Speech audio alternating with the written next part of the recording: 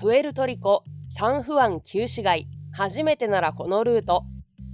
見どころの背景を抑えつつ、半日で回る方法とプエルトリコご飯も紹介します。ポコ旅ライフ。空港に着きました。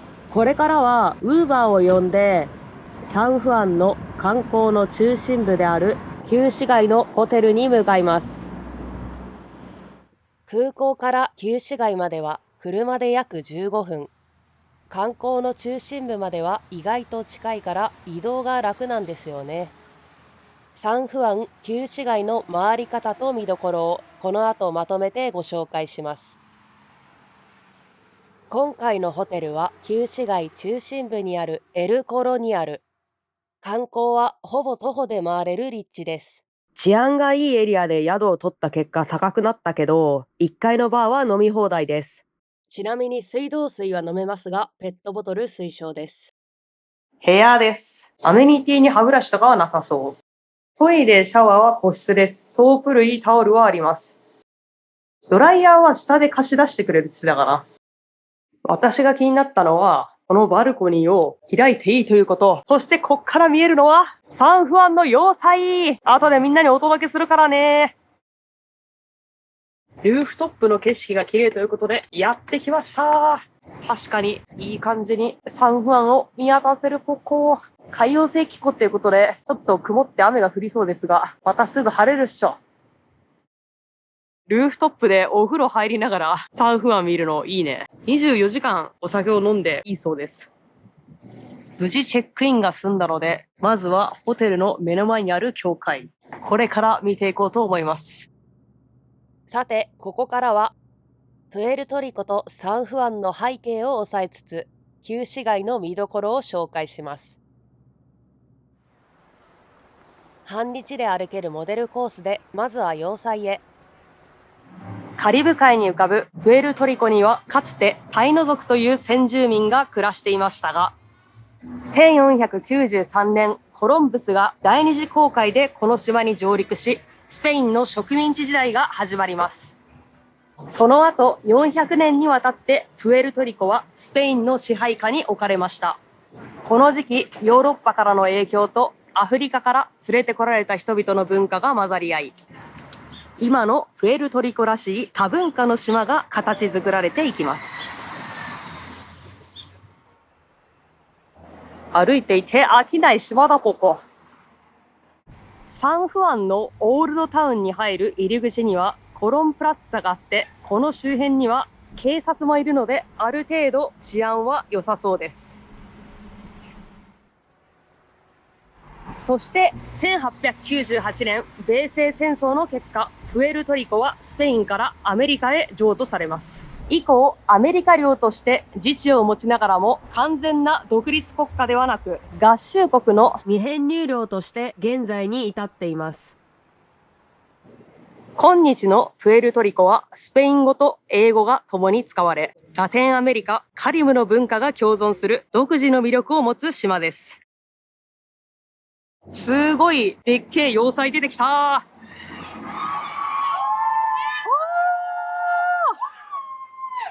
デコトラック、あれ公共交通機関なんだって。名前なんだったかな。字幕出します。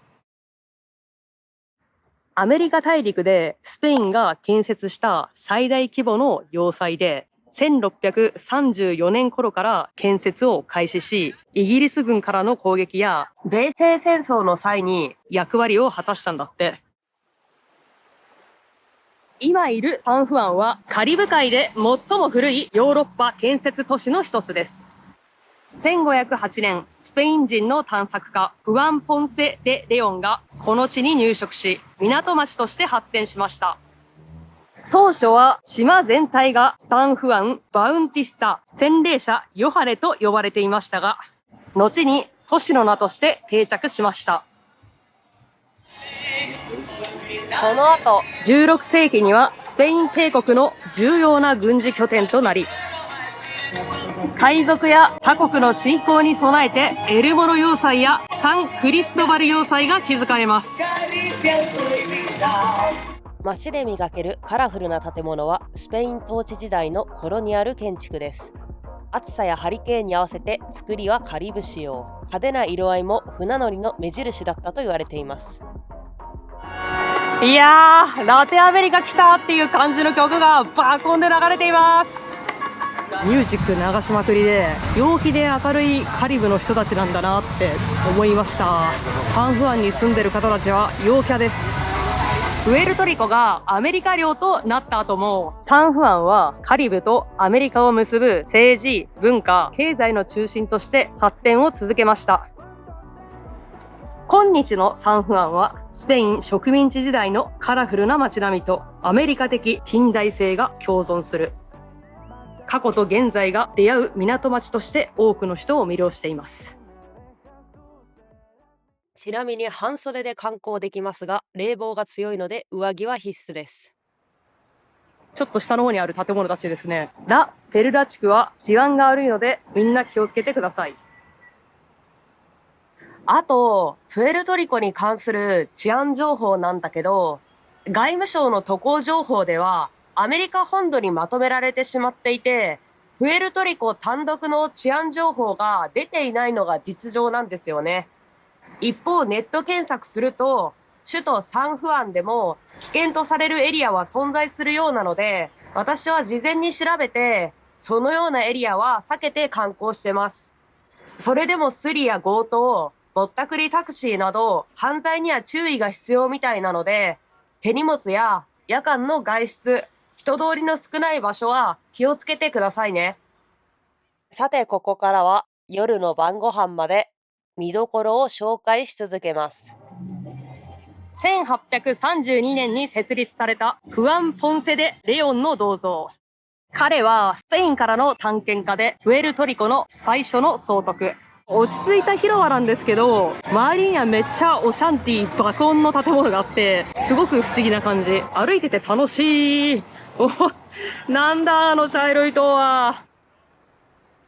この茶色いの、コロンブスの最初の航海を称える現代的な広場に立っているもので、粘土製のモニュメントなんだって。あそこにプエルトリコ国旗とアメリカ国旗があるのはわかりやすいですよね。こちらは視聴者広場。一番奥に見えている要塞がサンフアンの旧市街のメインスポット。サンフアン湾を守るためにスペインが建設した大規模な海岸要塞。あちらがサンフェリペ・デルモロ要塞です。ラホルタレサとともに世界遺産に登録されています。目の前まで来ましたが、5時で終わっているので入れまへん。森の中に敵が入ってきたら、上下で挟み撃ちしてたんですね。プエルトリコの山々が見れて綺麗ですね。緑の芝生の匂いを海風が運んできてくれるんですよ。鼻が気持ちいいポコ、気持ちいいポコ。要塞、南国っぽい植物、美しいサンフアン、芝生の匂い。ちょうど今真ん中にあるあたりの建物、バカルディのラム工場があるらしいんですけど、時間があれば行きたかった。ちなみにバカルディは、このコウモリマークのラムで有名なブランドです。少量バッタ飛ばないポコ。海に沈んでいく夕日が綺麗。本当にぐるっとここ、要塞になってるんですね。警察の車両がフロントにぶつけても OK な装備がついてる。治安が良くないという情報も出ているので気をつけた方がいいと思います。要塞から歩いてくると Google マップ上では動物園と表示されている場所に着きました。猫が多い穏やかな場所なんだって。どんどん猫が出てきます。はい、こんにちは。はい、こんにちは。はい、こんにちは。はい、こんにちは。はい、こんにちは。はい、こんにちは。はい、こんにちは。猫型の椅子も発見。きっと島民の方も猫を可愛がってるんでしょうね。お次はかつての旧市街への出入り口として機能していたあの赤い城門、プエルタ・デ・アグアにやってきました。水の門とも呼ばれているんだって。さあ、世界の冒険へ出発だ。昔のサンフアンはここから外の世界に繋がってたんだね。縄文前、波の音が耳心地いいポコ。これは時間の許す限りぼーっとできるやつ。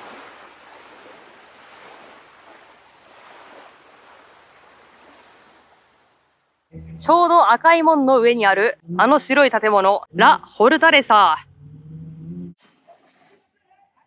ラ・ホルタレサは、プエルトリコ知事の邸宅、執務所として現在も使われている建物とのことで、警察がいっぱいいて近寄れません。役立つ旅情報をお届け中。チャンネル登録お願いします。結構ね、坂があるんですよ。みんな絶対シューズで来ようね。こちらの猫ちゃんは首が長い珍しい猫だほこ。プエルトリコには可愛いカリブの海賊船があったぽこ。そしてその後ろにはサンフアン大聖堂。残念ながら時間的に入れなそう。イグアナじゃん。皆さん見えますか？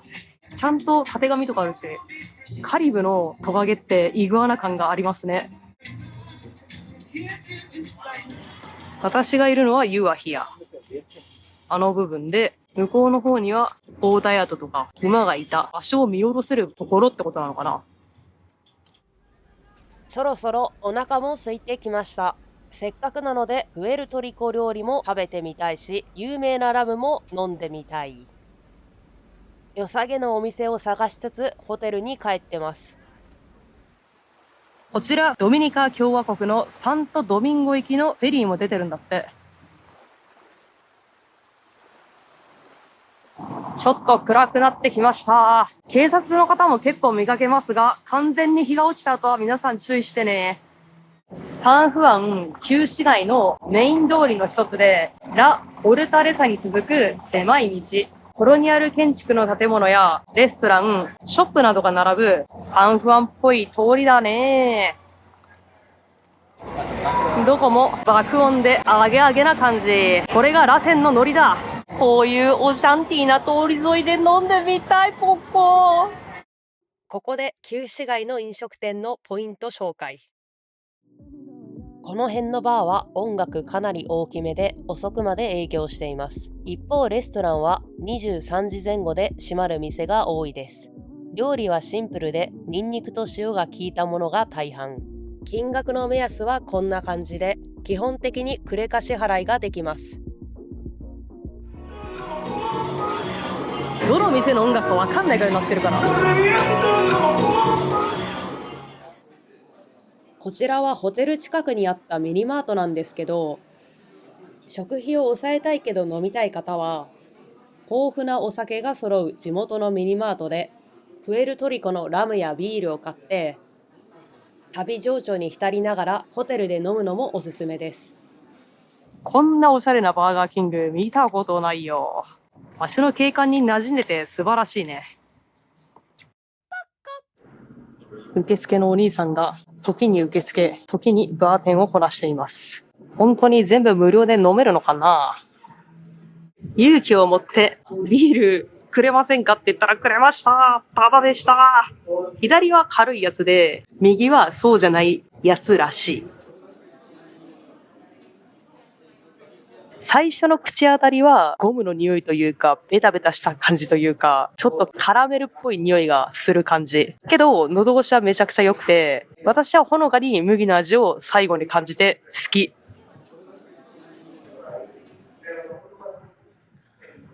ライトの方は濃いと言われた方をさらに薄くした感じですね。薄すぎてだんだん炭酸水飲んでるのかなってなってくるんだけど、今日とかめっちゃ汗かいたので、こんな日にはぴったりですね。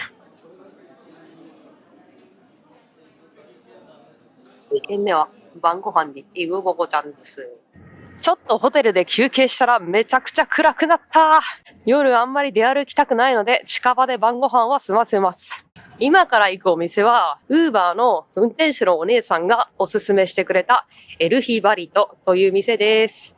夜になったら治安が危ないって言うけど、夜になっても綺麗だね。一応、プエルトリコ料理屋なんだって。プエルトリコ料理ってなんだポコ。みんなにお届けしていくね。内装もコロニアル建築みたいでおしゃれ。ほぼ満席で結構混んでる店です。ラムの国プエルトリコなのでピンニャコラーダを頼んで、ライムを入れるか否かって言われて、ライムを入れてほしいとお願いしました。ピンニャコラーダが来ました。さくらんぼ、生クリーム付き。スイーツ的な感じなのか。うまっ。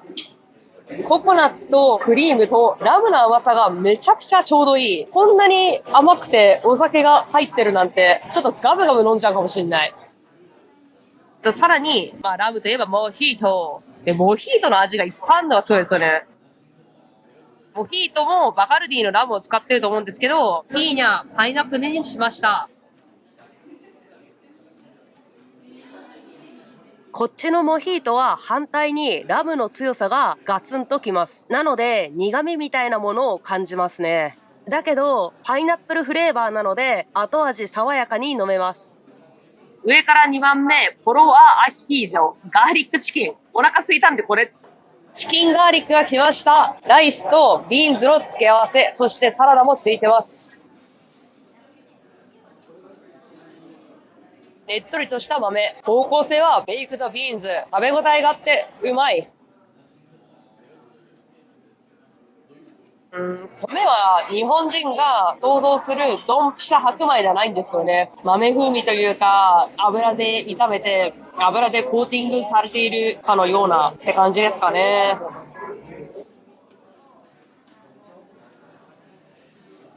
玉ねぎとチキンが入っています。すごい素朴な味付けだから、万人受けする味付けです。次は魚が食べたいので、ベイクドフィッシュフィレにします。フィッシュフィレ。そして、ちょっとよくわからなかったおすすめの付け合わせ付き。で、サラダは、なんかチップっていうか、強制的に含まれてる感じですかね。料理としては揚げたバナナなんですけど、味は揚げたさつまいもに近いです。これはオーロラソースでした。淡白な揚げたバナナによく合いそう。口当たり芋っぽいけど後味にしっとりバナナ感もあります。すっごいシンプルな白身魚。ガーリックは抑えめで味付けもあっさりですね。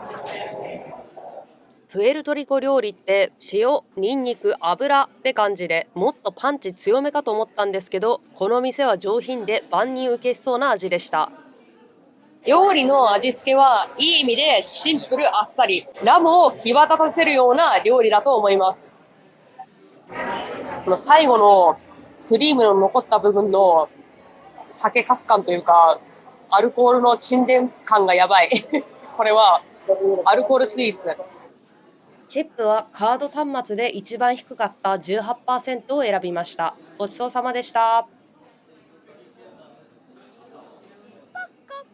他の国だったらこのまま2軒目、3軒目行ってもいいのかもしれませんが、ちょっとプエルトリコは本当に夜治安が危ないとの情報を仕入れてここに来ているので、もう早め撤退いたします。それにね、明日もう3時半起きなんですよね。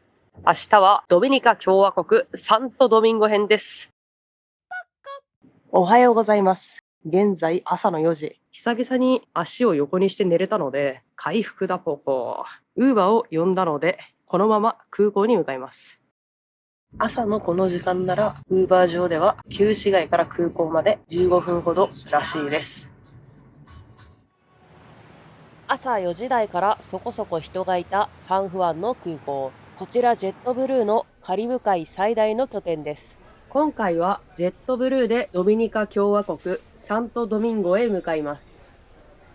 サンフアン空港大手航空会社に加えてカリブの離島路線もかなり充実しています。無人のチェックインの機械でチェックインしていこうと思います。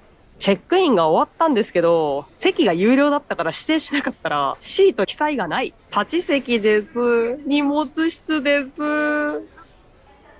とりあえずゲートまで向かってみましょう。荷物検査が終わりました。サクッと進むことができました。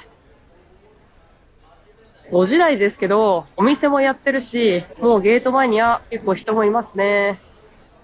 今からドミニカ共和国サントドミンゴに行くんですけど、そこで暮らしている友達に会う予定です。その友達から入国の際のアドバイスをもらったんですが、事前に e チケットを登録しておいた方がいいそうです。なくてもなんとかなるらしいんですけど、準備しておいた方がスムーズだということで、今入力を終えました。パスポート情報だとか入力する項目が多くて、朝っぱらからポンコツの脳みそフル回転でした。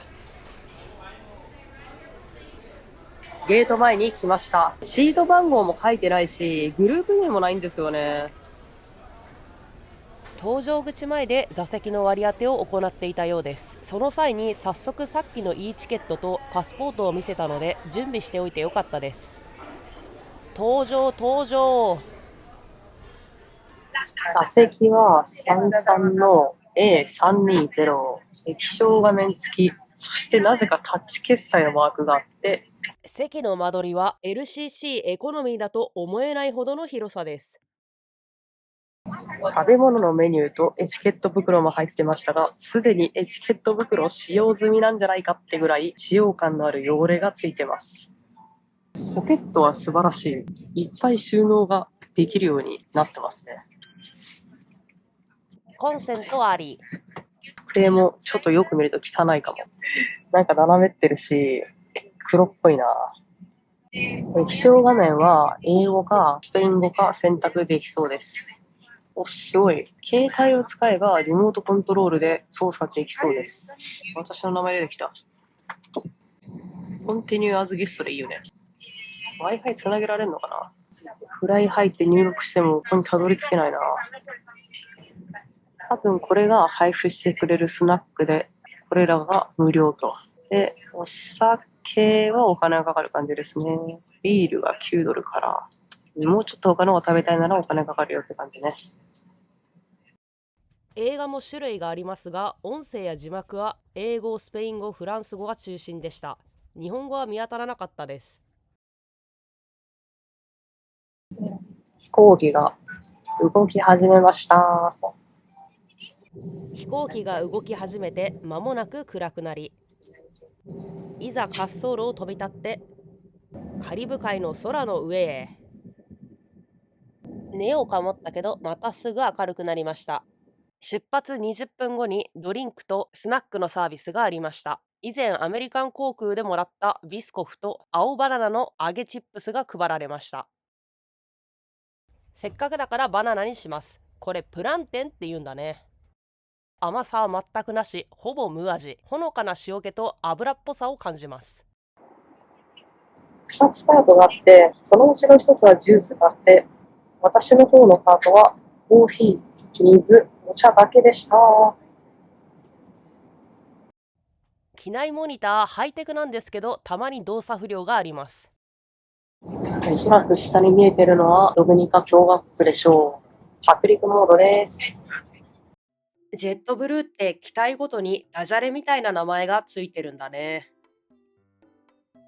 いよいよ滑走路に到着。今回は帝国発着でした。同じカリブ諸島の国なんですけど、やっぱりプエルトリコの方がアメリカっていうことで、空港も綺麗だったし、新しかったように思います。ドミニカ共和国の空港の職員さんは優しくてニコニコしている感じなんですけど、空港自体はちょっと古いというか、落ち着いた雰囲気です。プエルトリコ・サンフアンはスペインの街並みとカリブの空気、そしてアメリカらしさが混ざった歩いてて飽きない港町でした。お次はドミニカ共和国サントドミンゴ。同じカリブでもどんな違いがあるのか楽しみだポコ。ポコ旅ライフ。このチャンネルでは日本や海外を旅して観光、飲食する様子を配信してます。皆さんいつもありがとうございます。高評価、チャンネル登録お願いします。